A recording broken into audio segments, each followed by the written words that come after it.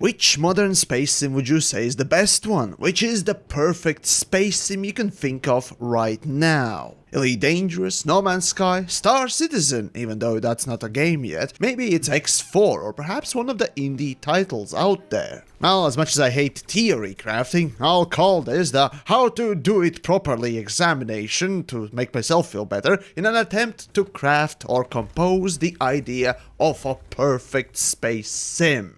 But before that, as usual, support creatives on Patreon, like yours truly, so check out the link in the description. First things first, I'm a cynical prick of an Eastern European, otherwise known as a typical Latvian, and to me there is no perfect. Fuck, even anything barely reaches the level of good. So such thing as perfect is a hard-ass task that probably will never happen. But still, what if? What if there would be? How would such a golden god of games would look, feel, and sound like? Well, I figured I could pull ideas and existing features out of each major and some minor space sims of the current age to construct just the thing. Well, kind of. So listen up, wannabe and real devs. Let's then start with a universe that such a thing would exist in. The sandbox the man-babies will play in. First off, coming out of Elite Dangerous as well as No Man's Sky, having procedurally generated sandboxes is a good pick. However, learning from Elite Dangerous, while having billions of star systems to visit sounds like on paper as a cool fucking idea, the only fuck that the player will give is how it actually feels, and when every system you visit is about the same as the last one, well, doubt many will find the giga numbers of bazillions appealing.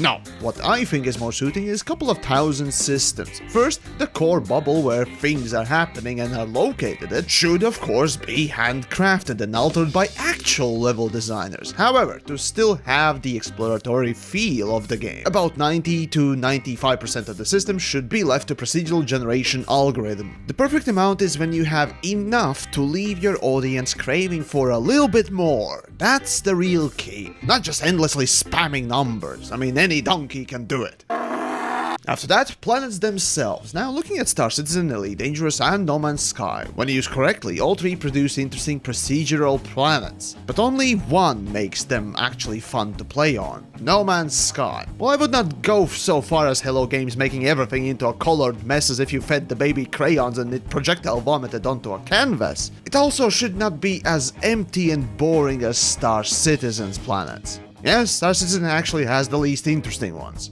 With enough of a quote-unquote push, if you allow the algorithm to go a bit bizarre, you can get some weird enough planets with their own character, while striking that sweet spot where they aren't as boring as the real worlds. Yes, like in many game aspects, the more realistic the feature, the less realistic it actually feels. It's kind of a catch-22. But it's true, so you have to make the planets a little out there. Then moving on to the gameplay aspects, let's start with the basics. The game is about space, right? Well, the main tool you use in space is your spaceship, so making the game ship-oriented for the main part makes sense. Most of all, Elite Dangerous is a prime example of this, but Star Citizen 2 has its own take on it, so as long as you keep in mind that people play your game to be a spaceman with a space van, you'll be good. As for No Man's Sky and X4, well, they have their own approaches which work, but they stumble as space sims. For trading gameplay, well, X4, just X4 and EVE Online, just copy the fuck out of their trading gameplays and you'll be pretty much set. Seriously, X4 mixed with multiplayer, a fully player-driven economy, though a nightmare to make. Well, today we're not concentrating on being the ones to need to make the stuff, so the realism argument goes out the window like your soiled underpants. For combat, ooh, well, now this one's an important one. Combat in space has to be pretty, it really does. While making every projectile and particle effect light up your screen like a Russian rave party may seem like a good idea at first,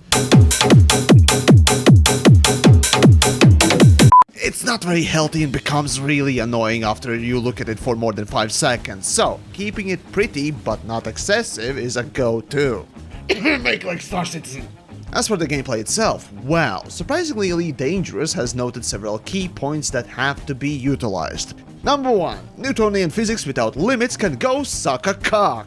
if you somehow don't introduce the quote-unquote space friction preventing ships from continuously accelerating, the fights you'll be having are going to be horrible, like one of the old Elite games had shown. So, speed limits are needed. Second, it has to be simple to understand and do, but hard to master. Both Elite and Star Citizen have reached this. Well, less so on Star Citizen, but at least both are complex, yet not complicated. You should have a layer of depth, like ship module damage, not just overall hull health, shield power and hitboxes and all that sort of things. I actually like to say that the perfect space sim combat would probably be something between Elite Dangerous base mixed with the depth of Star Citizen. Oh, and learning from Elite, number 3 is fuck shields. Do not make shields the superior health and learn to fucking balance your combat. Or else you'll turn into Elite Dangerous, the shield tanking wanking snooze fest. It's hard enough to kill ships in 3D space as is. But then moving on to the third major gameplay, exploration. Well, here just simply copy-paste No Man's Sky. Thus far, it is the most engaging and actually depthful exploratory gameplay in all of the space sims out there currently. Which is more than just jump in a system, look at a planet, jump to the next one. Oh, and of course having player names attached to the first discoveries or guild names makes for a very beloved feature overall, if Elite is anything to go by. After that, multiplayer. You have to have it. For the longevity of the game and its community, most open world games only benefit from the multiplayer. However, if No Man's Sky has anything to say about it, it's that we need more than just a co-op multiplayer. Full, ganking, co-op, PvP, PvE in the same space. Star Citizen and Elite Dangerous have proven that it basically has become the major part of those games. So, well, just think of a typical MMORPG and you got the idea. EVE Online. Oh, and for multiplayer, I forgot to mention that, it should be dedicated servers similar to what PlanetSide has, a massive 1,000 or so player single servers. Well, the BGS is working between all of them and is controlled by all the servers. So until something better comes along, dedicated servers definitely would be a better idea. Speaking of, learning from Elite Dangerous and EVE Online, an underlying background simulation that checks trading markets, faction influences and changes the power and other little flavor text-based things breathe detail and life into the games, giving them more depth, especially if the player can affect them. It is more personal to have your guild's logo appear your enemy's territory and the like, so this is a must-have. Speaking of guilds, the social aspect is the best thing a game can have, and what a better way to enrich it is by having in-game player group, guild, outfit and corporation representation. Basically, a guild system. EVE Online has so many great examples in video game history through the players' guild events. Star Citizen and Elite Dangerous also have very active and passionate player groups, which by far are the core of each Space Sims community. So if you piss them off, like what Elite Dangerous so pathetically did with Squadrons and Odyssey, you will see the ugly side of the fanbase as a developer, and rightfully so. Each game's guilds are incredibly cool things, so supporting their work and existence does not take nearly as much effort or profit, yet return on that is love and that sweet emergent gameplay. So look at Guild Wars, World of Warcraft, fucking PlanetSide 2 and more. Copy their good stuff. It's not that hard, is it? Well, unless of course your front-end development's making Elite Dangerous. Squadrons, Jesus fuck dancing Christ. Speaking of social stuff, having guilds tied into background simulation along with NPC factions is only a bonus, and moreover, guilds' own HQ is even better.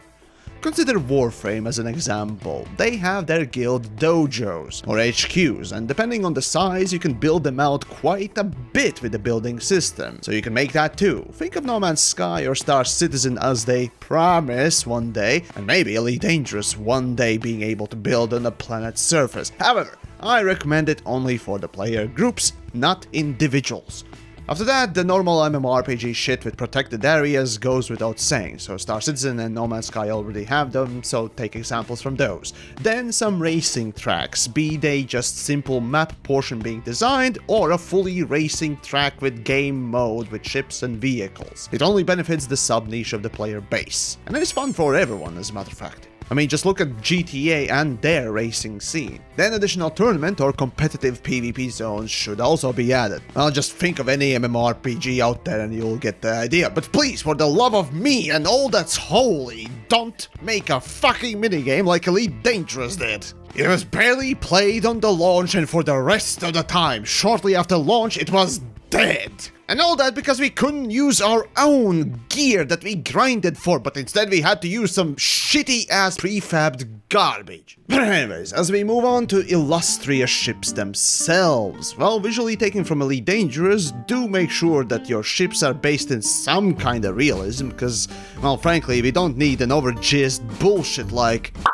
Now for fuck's sakes, Elite! The spoiler in a fucking spaceship! What the fuck? Anyways, from Star Citizen, make sure to get also the interiors and learn how to handle ships, as they are the biggest fucking selling things ever. Oh fuck me, Raw! I could easily buy several dozens of Zaporozhets with that money! From No Man's Sky then, well, the lesson is in the simple yet elegant design. After all, it's a spaceship, not a carte blanche for your artist to go full stupid. Oh, and from Explore? Those big capital ships? Yeah, those. But what kind of gameplay ships would do specifically? Well, first off, take a look at Star Citizen. Like it or hate it, you can't deny its success at selling even space JPEGs of the ships on it. While a super mega poly crap is not needed, a high quality of your daily tool, your home even, has to be considered. Moreover, a pretty face is one thing, but what makes that shine and stay relevant is the fidelity and interactability. So don't just model a button, make that button pressable, rather than... Is the ultimate asset. That's bad. But speaking of Star Citizen, do not fucking sell spaceships for real money. Just no, don't do it. Pay to win should not be explained, and customer whale hunting should make you sick just hearing the term. But I better say it now than leave it unsaid. Anyways, ships should be more than just boxes you float in space. I mean, if you want that, you can go play Helium Rain, which is actually a pretty good indie space game. Still, you should have ship interiors beyond that hull. If Star Citizen has taught us anything, then it's the fidelity is thy name and basking is my game. See, the act of traversing through the interior of the ship, despite some saying... Chat, we understand some people may have wanted to have the full ship interiors, but I will go back to what we've already discussed. Everything done with Odyssey is purely based around longevity of gameplay and stuff like the sheer scale of these ships to sort of... It would be fun, in my opinion, and I'm happy to be at odds with different people in the chat, which I'm sure I will be. It would be fun to run up the steps the first 5, 6, 7 times, but then after you've done that 1,000 times, you're probably going to be a little bit more, I just need to get into my ship. And especially if you are leaving someplace in a hurry in a big ship, you probably wouldn't want to be spending 10 minutes running down the corridors as people are laying into your ship. So a lot of this stuff is done to enhance the gameplay and to focus on really those core gameplay loops which we spoke about. But for me, I think it's something I'm used to and it's there. Like it or not, your brain notices, despite you maybe missing it. And I would say it is a critical part of the modern space sim game. When it comes to gear and customization and performance of these space hobo pedo trucks, well, just like with FPS game fanatics jizzing all over the gun customization, same applies with the ships and space sim players. The modules, weapons, fuck, even single individual armor plates being customizable if possible is something to strive for. However, Elite Dangerous ship customization I think is a good compromise, while Star Citizen, well, it's buggy. Hold on! Did I just make a visual pun? Now fuck me! For the ship UI, well, since Elite Dangerous and Star Citizen both have featured very cool panel-based heads-up displays that exist in the game's world, no doubt that should be the standard. It breeds immersion after all. However, I would pick Elite Dangerous version due to purely it being more clearer to read and not as horribly colored, unless you make it so. However, Star Citizen's customization of each panel is such a nice bonus that I say that should be included as well. Oh, and look at X4. Don't do UI like X4. That's it. And finally, ships should be stealable like in Star Citizen. Well, like they plan to make it in Star Citizen one day, I mean. And there should also be used ship market with half-broken ships like in No Man's Sky, where you could just take them for cheaper price and repair them. Or in the case of stolen ships, clean them. All you would trade is that extra cost for extra time spent. And in the case of stolen ships, unlike real life as well, cleaning the vehicle should be actually hard. But I digress. Well, who doesn't love cosmetical shit? Well, luckily there is game out there literally as a spaceship Photoshop with a bolted space game onto it. Rebel Galaxy Outlaws, a fantastic game I recommend, but today we'll look at the customization. Yep, that's as much as you need to know of how good it is. Oh, and also, no fucking paid cosmetics. If anything, introduce skins and additional cosmetical stuff as unlockable stuff from achievements and the like, so that they actually have meaning, other than how much money you spent on them. You know, like back in the day with Call of Duty Modern Warfare and Modern Warfare 2 with the call signs and weapon skins themselves. God, I love those unlocks. Now for my favorite gameplay type, the first-person shooters, well, first off, you need to unstick your butt from the pilot's chair and get to walk around. And the funny thing is, even Elite Dangerous, the last space sim that didn't have walking humans, recently got that ability. So when even X4 can manage it, you better make sure that your players will be able to unstick their human bodies and grope your ships on the landing pads, like when Star Wars fans jizz over the lightsabers. Still, more importantly, with this segment, let's call it don't do what Elite Dangerous Odyssey did. So, for the first-person shooter gameplay, don't make a small arena FPS for an open-world space sim game. Don't be dense. Don't copy-paste ship, that is, vehicle-based combat, for your FPS combat. Don't be dense. Don't make FPS gameplay that can better be done with a ship. And then don't make a knee-jerk contrived gameplay that can only be done on the first person to solve that.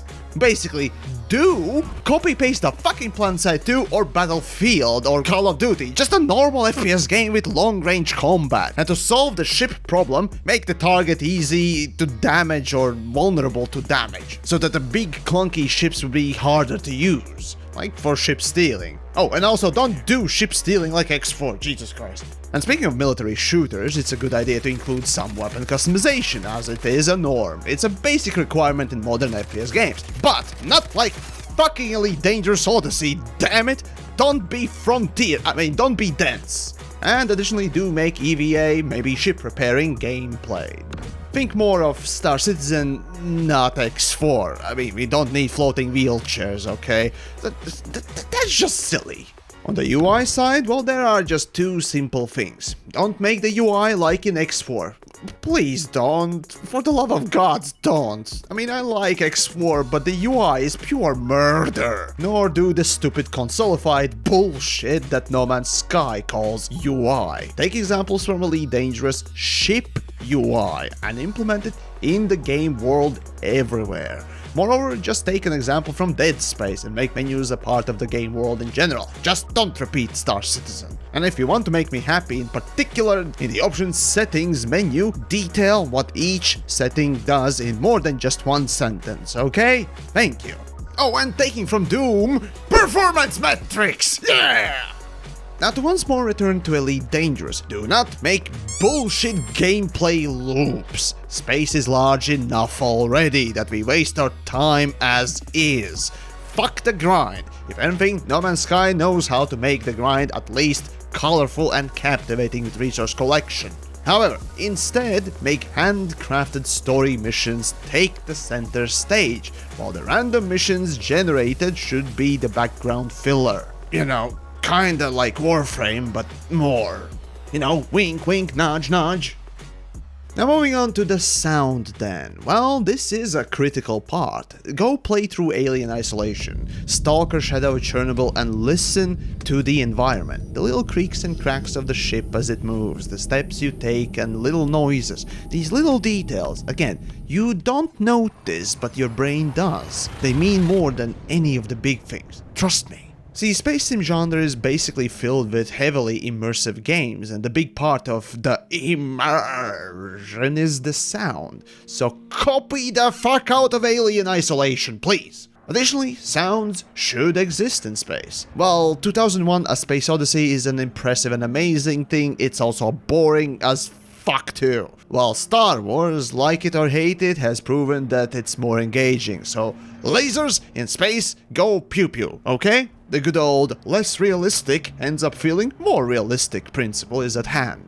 For music though, don't be like Elite or Star Citizen. Have music from multiple tones and genres. Some super serious epic orchestral stuff as well as the K-pop abortion. Bring in the whole range of feel through music. Be it a space radio in a corner store on some shop or your background playlist in your ship as you go about slaughtering aliens. When it comes to AI, well, here I am stumped. It needs to be smart, clearly, but making a good AI sometimes takes as much time as making multiple games, to make it feel real and fun to play against. If you succeed, barely anyone notices, but if you slack off, well, you'll be laughed at mercilessly, like with Star Citizen. It's a thankless job, but one that shows off what you can really do if you pay attention.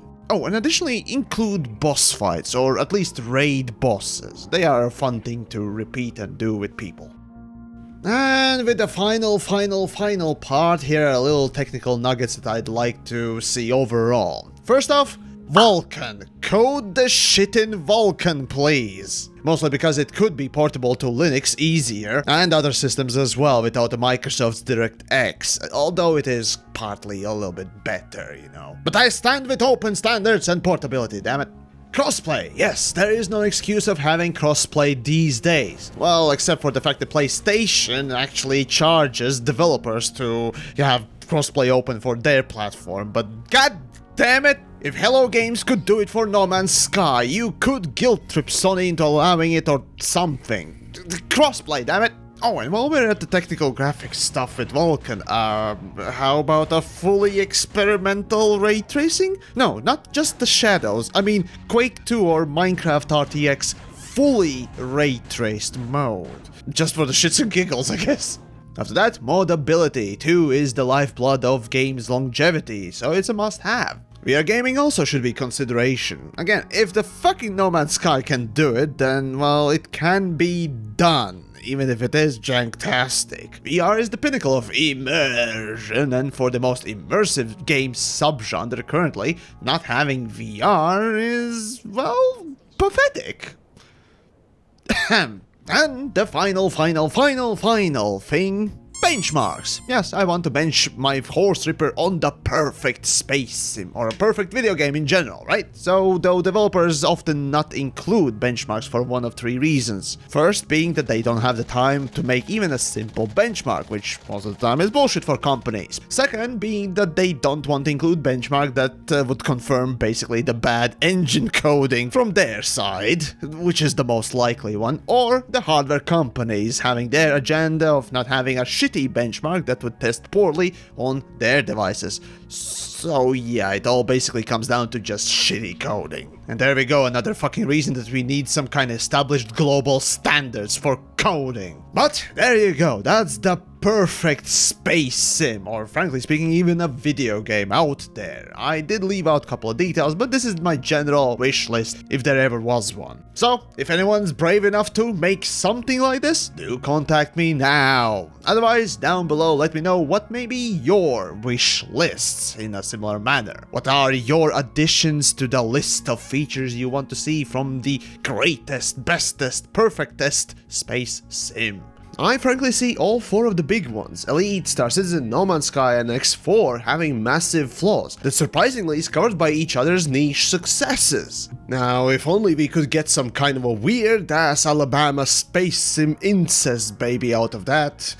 But oh well, maybe one day. For now, if you enjoyed this little kind of a different video, well, do subscribe and all that, but most of all, check out the Patreon link down below if you want to support the work I do here. But in the meantime, well, I'm off to look at some ships and jizz myself blind.